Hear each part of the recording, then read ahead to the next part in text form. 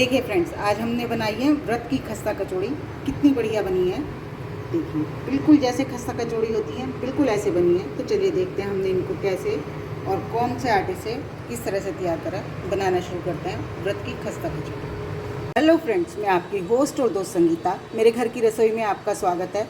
नवरात्रि चल रहे हैं और उसमें मैंने आपके साथ कई रेसिपी शेयर करती रहती हूँ उपवास की। आज मैं आपके साथ उपवास की कचौरी बनाना शेयर करूँगी। ये रेसिपी कुछ लोग तैयार करते हैं अरारोट से, लेकिन मुझे लगता है अरारोट व्रत में नहीं खाना चाहिए। तो मैं व्रत के ही आटे को घर पे तैयार करके उससे ये रेसिपी बनाऊँगी। ये हैं समा के चावल।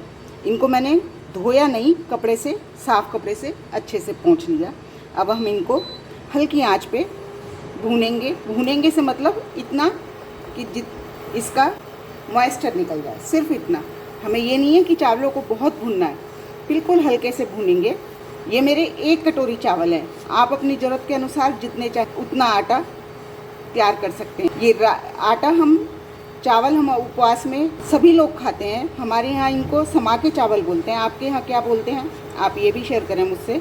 और ये चावल ऐसे हैं, आप छोटे बच्चों को नमक के बनाएं और खिलाएं। मिलेट्स तो हमें भी खाने चाहिए, ज़रूरी नहीं है कि हम उपवास में खाएं, हम कैसे भी खा सकते हैं मिलेट्स को।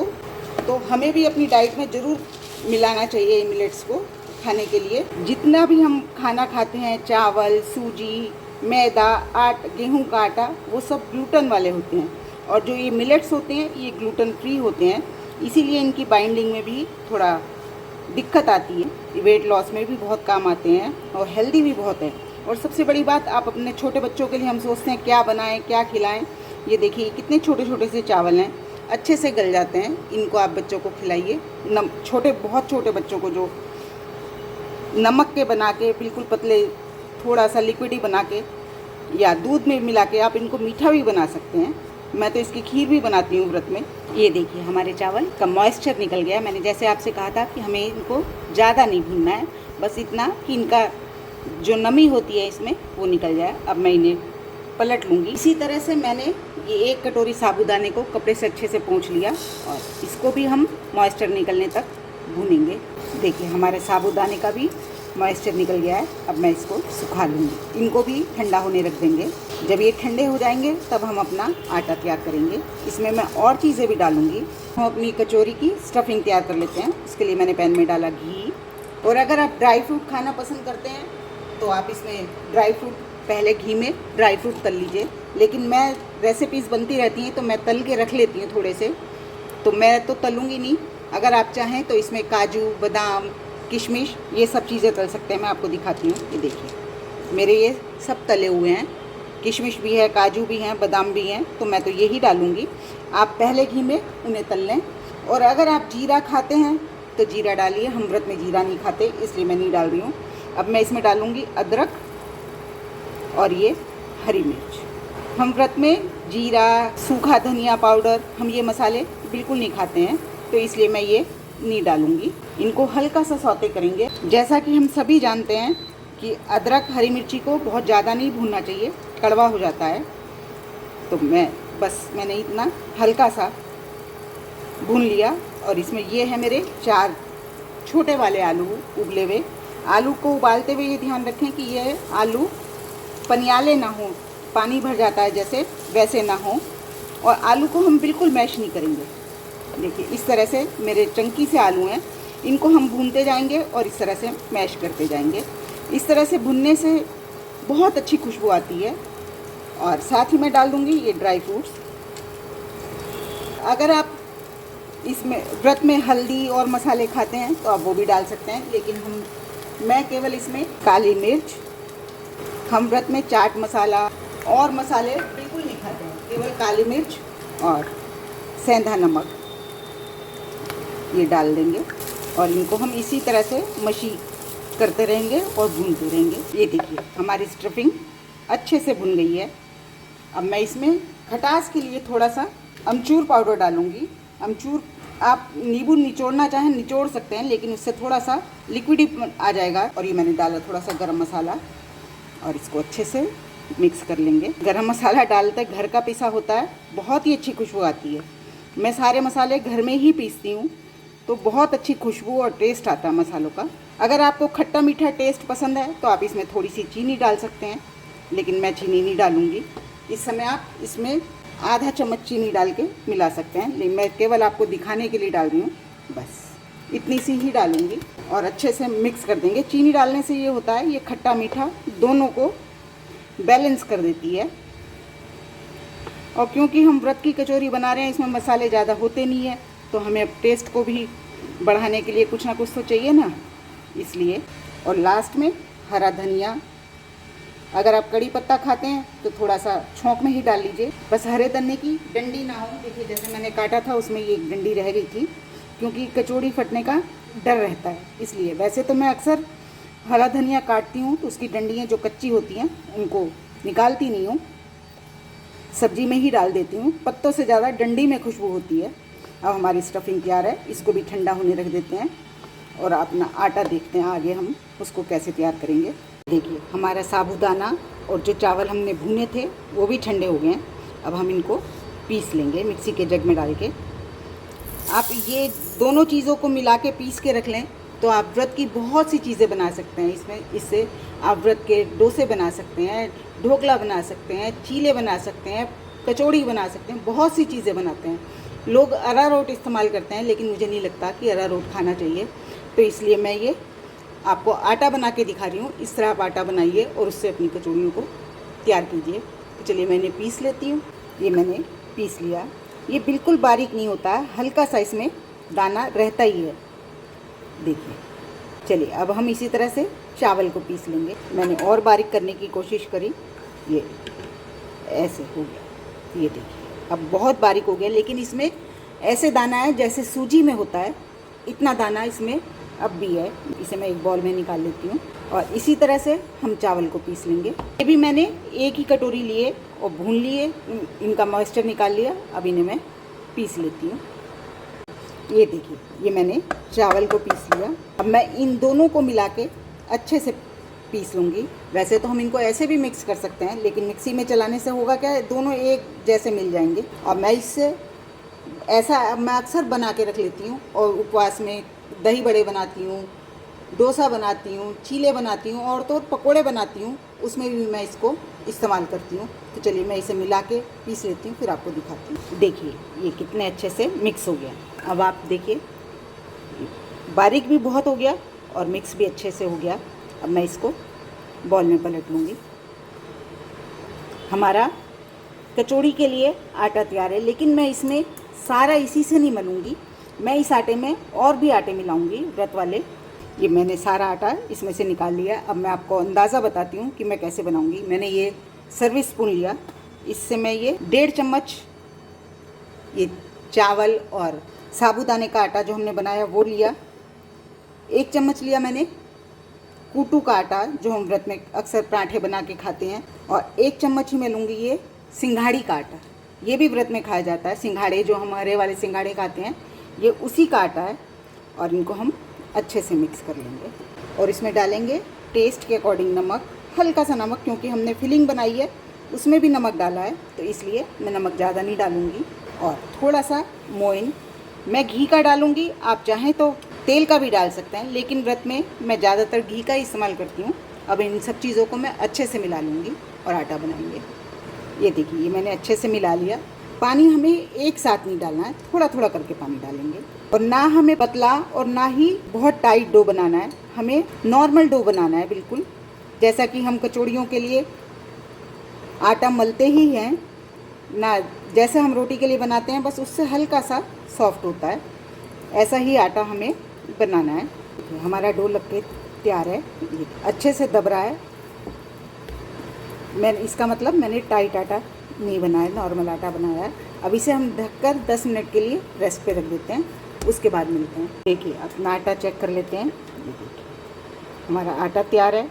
ये हमने स्टफिंग बनाई, उसके मैंने ये छोटे छोटे बॉल्स बना लिए हैं। ये देखिए चलिए अब इससे हम अपनी कचौड़ी बनाते हैं। हाथ पे थोड़ा सा घी लगाया और छोटी लोई लेंगे, बहुत बड़ी नहीं, छोटी सी लोई लेंगे। वैसे हम आटे की कचौड़ी बनाते हैं तो वो हम बहुत आटा ज़्यादा लेते हैं, लेकिन इसका हम थोड़ा लेंगे। ये देखिए इस तरह से इसमें रखा और इसको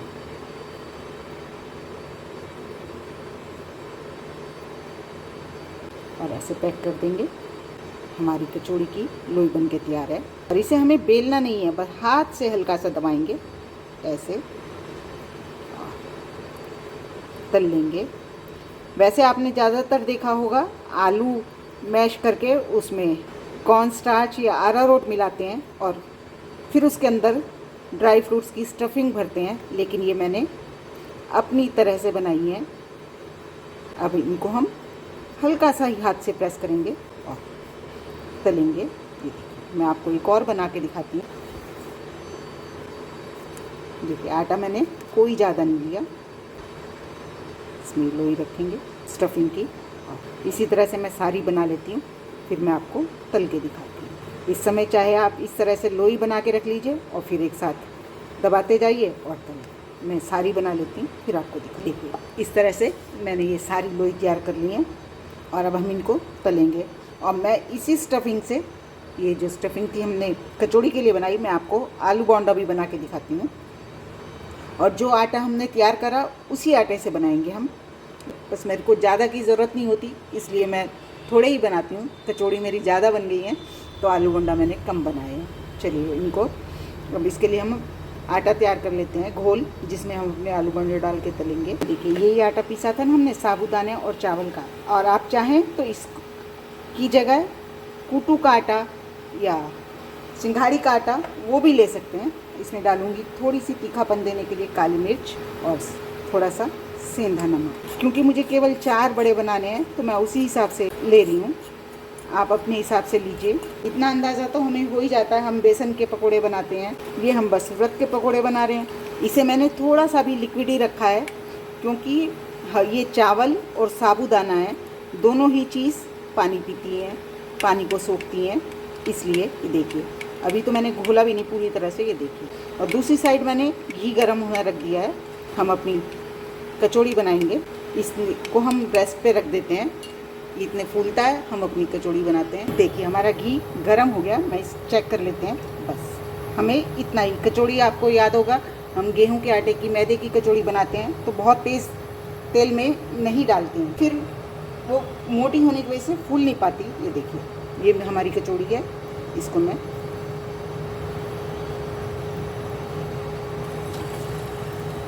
डाल दूँगी। और इसको हम छेड़ेंगे नहीं जब तक कि ये फर्म नहीं हो जाएंगी। फर्म से मतलब थोड़ी सी बॉडी नहीं, थोड़ी सीख नहीं जाएंगी जब तक हम इन्हें छेड़ेंगे नहीं। जितना घी तेल आपने चढ़ाया जिस हिसाब से उसमें आ सकती हैं, हमें ज़्यादा आपस में चिपकने वाली नहीं डालनी है कि आपस में टच हों तो फिर वो हमें छुड़ाएंगे तो हमारी कचौड़ी फटेगी। इसलिए हमारी कचौड़ी एक साइड से थोड़ी फर्म हो गई है, तो अब हम इनको पलट देंगे।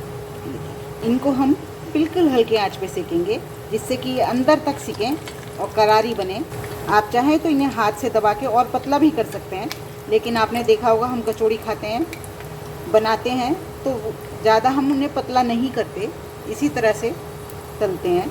और मैं स्टफिंग थोड़ी कुछ ज़्यादा भरती हूँ तो मेरे को लगता है फट ना जाए।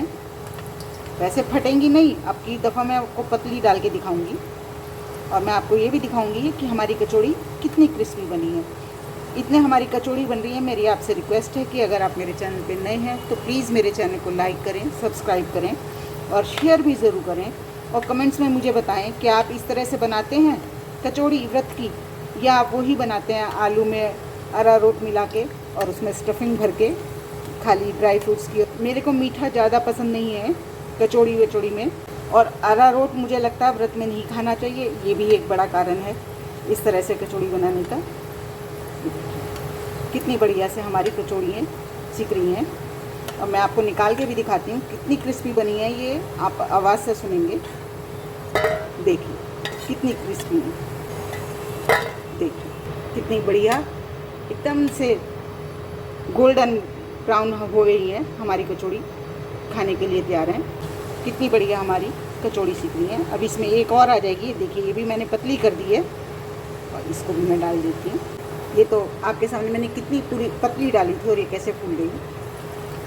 और ये जो हमने बाद में डाली थी ये भी सीख रही है। और अपने आटे को चेक कर लेते हैं, जो हमने आलू बोंडा के लिए अपना आटा भिगोया था। ये देखिए, ये भी अच्छे से फूल गया। अब हम इसके अपने आलू बोंडा बनाएंगे। देखिए इस तरह से डिप करा।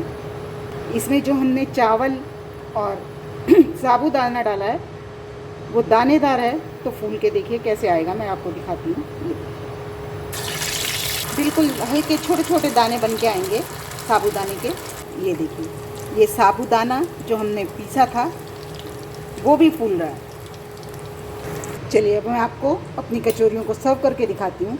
ये मेरी नॉर्मल सब्जी है जो मैं व्रत में अक्सर बनाती हूँ। उबले हुए आलू, बस नमक, काली मिर्च डाली, हरी मिर्च डाली और हमारी सब्जी तैयार। पका लिया, हमारी सब्जी तैयार है। और उसमें मैं डाल लेती हूँ हरा धनिया। अगर आप हरा धनिया भी नहीं खाते तो आप उसको भी अवॉइड कर सकते हैं। कोई स्पेशल सादा खाना बनाते हैं हम, और बहुत अच्छा से लगता है खाने में। और कूटू के पतले पतले पराठे बना लेते हैं। पूरी कचौड़ी तो बहुत ही कम बनाते हैं। कूटू क्योंकि गर्म होता है तो हमें दही का इस्तेमाल अच्छे से करना चाहिए। और ये हमारी कचौड़ी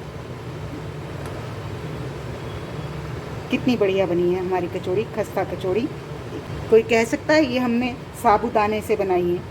कितनी बढ़िया हमारी कचौड़ी बनी है।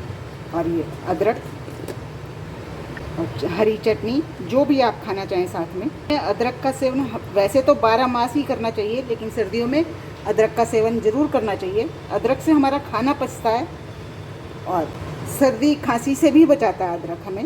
होप आपको मेरी ये रेसिपी पसंद आई होगी। अगर रेसिपी पसंद आई तो प्लीज़ मेरे चैनल को लाइक करें, सब्सक्राइब करें और शेयर भी ज़रूर करें। Thank you.